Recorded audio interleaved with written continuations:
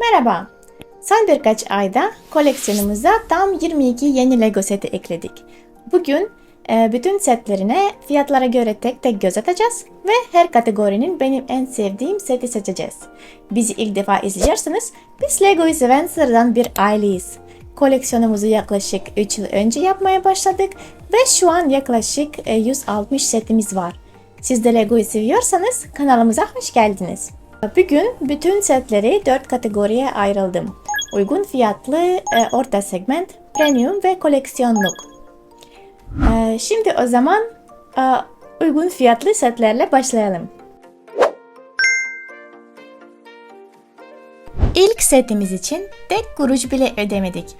Bu seti İstinye Park'taki yeni Lego Store'un açılışında hediye olarak aldık. Küçük bir set ama detayları gerçekten çok güzel. Şeffaf vitrinlerden kasayı, brick wall, Lego ördeğini ve mağazadaki diğer setleri görebiliyoruz. Üst katta çıkartabiliyoruz ve bence bu çok güzel. Küçük olmasına rağmen koleksiyonda olması çok keyifli bir set. Burada bir saniyelik araya gireceğim. Eşime göre bu Lego Store seti bu kategoriye ait değil. Ona göre bu tam bir koleksiyonluk set. Ama ben setleri fiyatlarına göre ayırdım. Bu set bize hediye olarak geldiği için uygun fiyatlı kategoriye ekledim. Ben de kabul ediyorum. Gerçekten çok özel ve çok güzel bir set. Ama yine de bu kadar büyük setlerle aynı kategoride olur muydu bilmiyorum. Sıradaki setimiz tarla çiçekleri. Bu küçük bir polybag ve yaklaşık 70 parçadan oluşuyor. 3 tane çiçek yapılıyor. Burada bizde 3 tane set var. Ben özellikle kara hindibayı çok beğendiğim için almak istedim. Sarı çiçek oldukça basit ama o beyaz tüylü kara hindiba gerçekten çok güzel durmuş. Vazomuza da çok hoş bir ekleme oldu. Sırada bu minik kaplumbağa var. Eskiden benim de bir kaplumbağam vardı. Gerçi su kaplumbağası değildi ama yine de bu seti görünce almak istedik. Bu aslında Creator 3-in-1 seti. İsterseniz kurbağa ya da kertenkele de yapabiliyorsunuz. Bu arada bu kaplumbağa bizimle Antalya'da denize bile girdi. Onun videosunu Shorts bölümde bulabilirsiniz. Sıradaki set Grogu'nun Speed Bike. Aslında oldukça küçük bir set, anlatacak çok fazla şey yok. Ama biz Grogu'nun ve Mandalorian büyük hayranıyız. O yüzden bu set koleksiyonumuzda mutlaka olmalıydı. Ve Grogu küçük çantasında oturuyor. Bence bu çok tatlı bir detay. Sıradaki set Festival Takvimi. Açıkçası ben bu seti hiç bilmiyordum. Eşim alınca gerçekten şaşırdım. En sevdiğim yanı ise gerçekten kullanabilen bir takvim olması. Yani sadece sergilenen bir model değil, her gün kullanabileceğiniz bir Lego seti. Kutudan ya da ejderha ya da stand olmak üzere 2 farklı seçenek çıkıyor. Biz ikisini biraz birleştirerek kendi versiyonumuzu yaptık. Bir de ilginç bir bilgi. Bu set 2024'te çıktı ve yurt dışında retired oldu. Ama Türkiye'de hala satılıyor. Sıradaki setimiz Creature. Biz de zaten Dobby olduğu için bir tane daha yapmak istemedik. Bu yüzden bu kez Creature'ı yaptık. Bence çok tatlı olmuş. Dobby için olan küçük aksesuarları da ekledik. Elinde madalyonu tutuyor. Diğer elindeki parça da bana Dirgen'i hatırlatıyor. Ama en sevdiğim şey yüz ifadesi ve duruşu oldu. Gerçekten yaşlı bir ev cini gibi görünüyor. Sırada Piglet ve doğum günü pastası var. Gerçekten çok tatlı bir set. Bunu Winnie the Pooh setimizin yanına koymak için aldık. Aslında Winnie the Pooh hala yapmadık. Kutusunda bizi bekliyor. Pasta açılabiliyor ve Piglet minifigürü de bence çok sevimli. Ve bu kategorideki son setimiz Master Yoda. Açıkçası biz Star Wars izlemedik, sadece Mandalorian izledik. O yüzden eşim neden bu set almış tam olarak bilmiyorum. Ama koleksiyonda gerçekten güzel duruyor. Benim en sevdiğim detay burada kılıç.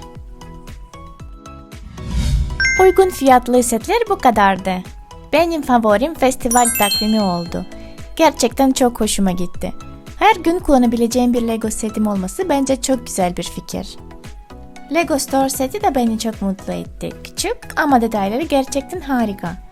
Ve en büyük sürpriz Creature oldu. Açıkçası bu kadar seveceğimi hiç beklemiyordum. Hadi şimdi orta segment setlere bakalım. İlk setimiz Bugs Bunny. Eşim Bugs Bunny'yi çok seviyor. Görünce de dayanamadı, aldı. Şaşırmadım. Ve bu gerçekten çok tatlı olmuş. Özellikle havucuyla birlikte çok şirin duruyor. Bir de yanındaki minik arı çok tatlı olmuş. Sıradaki setimiz Darth Vader. Yine söyleyeyim, ben Star Wars izlemedim. O yüzden karakter hakkında çok bir şey söyleyemem. Yani kötü biri, sadece bunu biliyorum. Ama kabul etmeliyim ki bu büst gerçekten çok şık görünüyor. Ve küçük olması çok güzel oldu. Fazla yer kaplamıyor. Şimdi sırada Hogwarts arması var. Bu seti ilk gördüğümde hiç beğenmedim. Ama eşim çok beğendi, o yüzden aldık. Yaptıktan sonra fikrim değişti. Gerçekten çok daha güzel duruyor. İçinde de Hogwarts'ın 4 binasının armaları var. Bence en güzel detay da bu olmuş. Sıradaki set yine Harry Potter'dan Gizli İksir sınıfı. Dışarıdan bakınca sadece bir kazan gibi görünüyor. Ama açınca içinde kocaman bir iksir sınıfı var. Bence fikir çok güzel düşünülmüş. Bir de şu hareket eden kaşık detayı gerçekten çok hoş durmuş. Sıradaki setimiz Chinese Festivals iyi şans. Açıkçası Asya temalı setler normalde pek ilgimi çekmiyor. Ama bu sete gerçekten bayıldım. Detayları gerçekten çok zarif.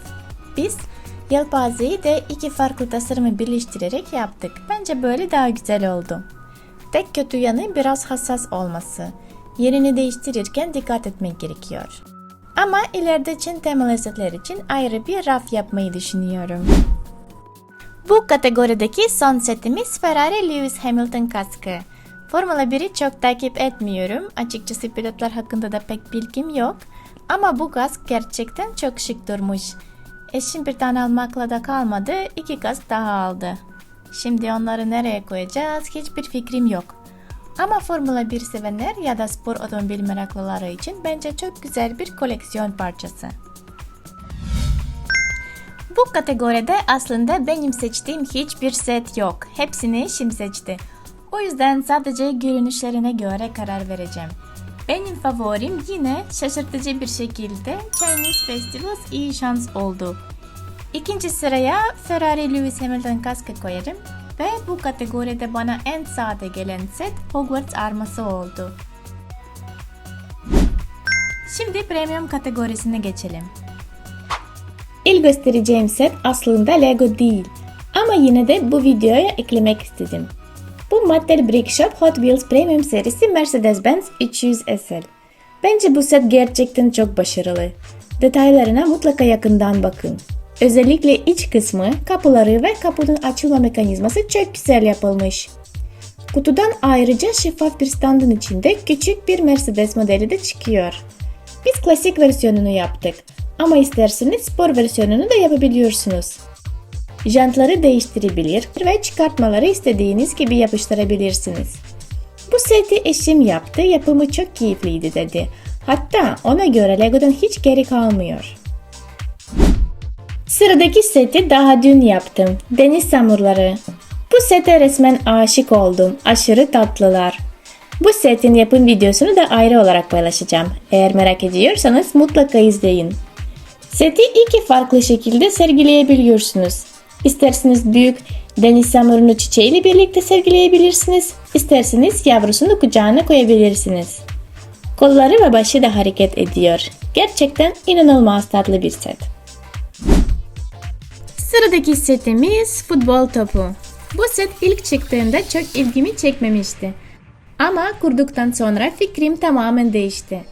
Gerçek bir futbol topuna oldukça yakın bir boyutta. Ama bence en güzel kısmı içerisi. İçindeki stadyum detayı gerçekten harika görünüyor. Üstelik havai fişek efekti oluşturan küçük bir mekanizması da var. Bu detaya bayıldım. Bir sonraki setimiz Ford Model T. Açıkçası bu set benim favorilerimden biri değil. Eşim çok beğendiği için aldık. Ama bu model gerçekten çok şık görünüyor. Özellikle kumaş tavanı ve beyaz jantları çok hoş durmuş. Gerçekten çok zarif bir tasarımı var. Tek dezavantajı ise biraz fazla yer kaplaması. Sıradaki set ise belki de bu videodaki en tatlı setlerden biri. Golden Retriever yavrusu. Boyutu neredeyse gerçek bir yavru köpekle aynı. Pati verebiliyor, dilini çıkarabiliyor, hatta çıkardığınız dili sırtındaki özel bölmeye koyabiliyorsunuz. Bir de kafasının içinde sakladığı küçük bir kemiği var. Çünkü belli ki aklında sadece kemik var. Ama beni en çok etkileyen şey kullanım kılavuzu oldu. Kılavuz sanki küçük bir yavru köpek konuşuyormuş gibi yazılmış. Bence çok tatlı bir detay. Bu kategorideki son setimiz Jaws. Bence bu gerçekten muhteşem bir set. Bu setin yapım ve inceleme videosu da kanalımızda var. Köpek balığı inanılmaz etkileyici görünüyor. İsterseniz sadece standını da sergileyebilirsiniz ya da filmdeki tekne saldırısı sahnesini oluşturabilirsiniz. Ana karakterlerin minifigürleri de kutudan çıkıyor. Filmdeki birçok detay çok başarılı şekilde yeniden yapılmış. Örneğin denizde yüzen hava tüpleri gibi küçük ayrıntılar bile düşünülmüş.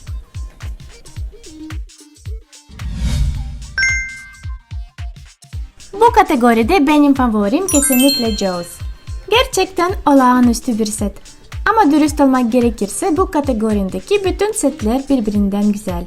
Süs hamurları, futbol topu, Golden Retriever hepsi sergilenince gerçekten çok etkileyici duruyor. Bu kategoride bana göre en sade kalan set ise Ford Model T. Şimdi ise son kategoriye koleksiyonluk setlere geçelim. Ve geldik son kategoriye koleksiyonluk dev setler. İlk olarak FIFA Dünya Kupası'nı göstereceğim. Bu set gerçekten oldukça büyük ve ağır. Açıkçası en büyük sorunlardan biri de onu nereye koyacağımız. Yan tarafı açılıyor ve içinde kupayı tutan minifigürlü küçük bir sergileme alanı bulunuyor. Arka tarafında 26 sayısı yazıyor. Genel olarak gerçekten güzel görünen bir set. Ama boyutu yüzünden sergilemek biraz zor olabilir.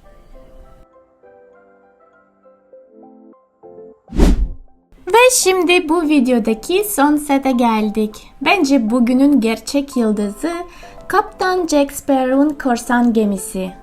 Bu sete gerçekten hayran kaldım. Siyah yelkenleri, fenerleri, her detay inanılmaz güzel. Çapayı indirebiliyorsunuz. Topları dışarı çıkarabiliyorsunuz. Güverteyi açınca kaptanın kamerası ortaya çıkıyor. İçeride masa, şamdanlar ve birbirinden güzel küçük detaylar var. Gizli hazineler de unutulmamış. Düğmeni çevirdiğinizde düğmen de dönüyor. İsterseniz küçük filikayı da ayırabiliyorsunuz.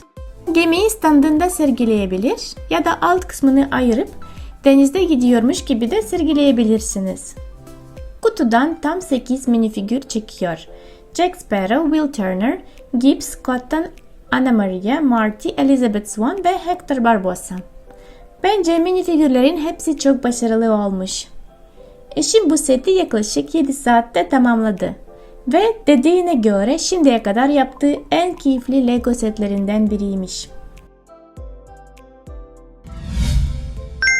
Sanırım bu kategoride benim favorimi söylememe bile gerek yok. Benim için sadece bu kategorinin değil, bugün gösterdiğimiz 22 setin de en iyisi kesinlikle Kaptan Jack Sparrow'un korsan gemisi. Gerçekten muhteşem görünüyor. Tek bir sorunumuz var. Şimdi onu nereye koyacağız? Ve bitti. Koleksiyonumuza son zamanlarda eklediğimiz 22 set tam bunlardı.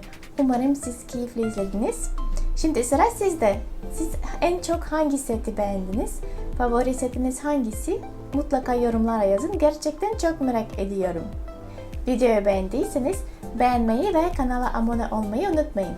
Desteğiniz bizim için gerçekten çok değerli. Bir sonraki videoda görüşmek üzere. Hoşça kalın ve bay bay.